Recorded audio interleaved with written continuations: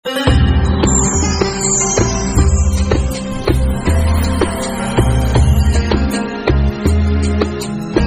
بیٹھے ہوئے تھے، مجلس سجی ہوئی تھی، ہجوم عاشقاں تھا، کیف و سرور کی چھم چھم برکھا برس رہی تھی، انوار و تجلیات اتر رہے تھے، اور کیسی خوش نصیب مجلس تھی جس میں حضور خود تشریف لے آئے۔ تو آقا کریم نے ارشاد فرمایا، فقال ما اجلسکم، صحابہ تمہیں کس چیز نے بٹھایا ہے، کیوں بیٹھے ہو، مقصد جلوس کیا ہے، یہ جلسہ کاہے کا ہے، کیوں بیٹھے ہو؟ انہوں نے کہا آپ کی صورت میں ہمیں ہادی دیا، رہنما دیا، آپ کی صورت میں اپنی کرم نوازیوں کا چھم چھمی ہمارے اوپر نازل کیا، تو ہم اس پر اللہ کا شکرانہ ادا کرنے کی مجلس سجائے بیٹھے۔ یہ صدیوں قبل کی کہانی ہے، یہ مسجد نبوی کا صحن ہے، یہ شہر مدینہ ہے، یہ دور رسالت مآب صلی اللہ علیہ وآلہ وسلم ہے۔ یہ 14 صدیاں گزرنے کے بعد کوئی گھڑی ہوئی اور کوئی اپنی طرف سے بنائی ہوئی بات نہیں ہے، بلکہ یہ وہ دور ہے جس دور میں ان کا فیض عام تھا اور ان کے انوار کی مہک اور چمک سے زمانہ معطر اور روشن ہوتا تھا۔ اب جب یہ بات حضور نے سنی تو آقا کریم نے ان سے جو سوال کیا وہ سنیے۔ قالا اللہ ما اجلسکم الا ذالک، اس پر تم اللہ کی قسم اٹھاتے ہو تم اسی لیے بیٹھے ہوئے ہو؟ تو انہوں نے کہا ہاں ہم اسی لیے بیٹھے ہوئے، ہمارے بیٹھنے کا کوئی اور مقصود نہیں۔ فرمایا میں نے تم سے جو حلف لیا ہے، قسم تم سے اٹھوائی ہے، تو یہ کسی تہمت کی بنیاد پر نہیں،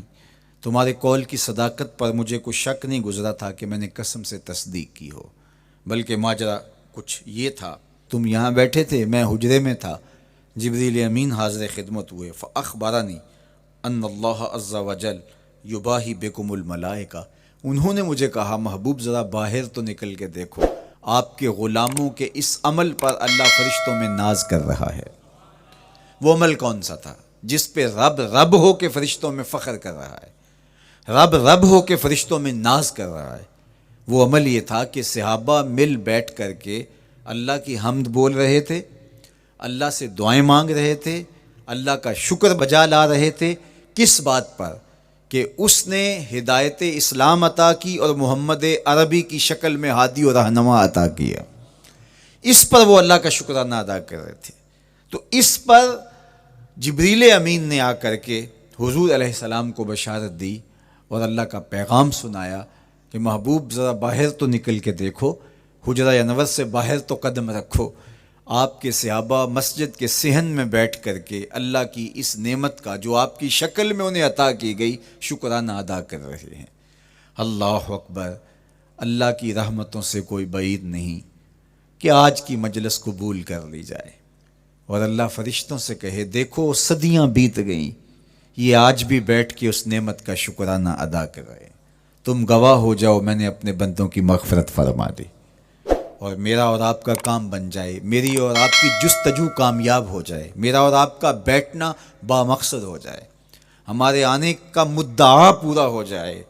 ہم جو چراغاں کر کے ماحول میں ایک خوبصورتی پیدا کر کے، ایک ظاہری جمال پیدا کر کے ہم حقیقی جمال کی تلاش میں نکلے ہیں، اس ظاہری روشنی کے اندر ہم باطن کی روشنی کو تلاش کرنے نکلے ہیں،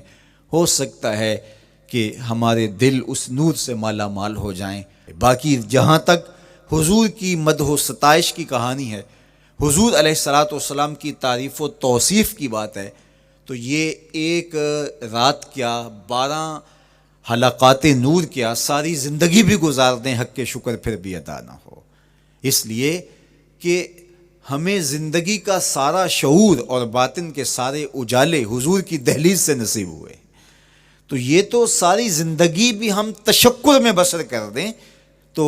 حق ادا نہیں ہو پاتا، اور ہماری روحیں، ہمارے قلوب، ہماری زبانیں، ہمارا طرز زندگی، ہمارا انداز معاشرت، ہمارے رویے اس نعمت کا شکرانہ ادا کر رہے ہیں جو حضور کی شکل میں اللہ نے ہمیں عطا کیا۔ دیکھو یار، کوئی معمولی سی نعمت میسر آ جائے تو بندہ اس پر شکرانہ ادا کرتے نہیں تھکتا۔ اللہ تعالیٰ نے قرآن مجید میں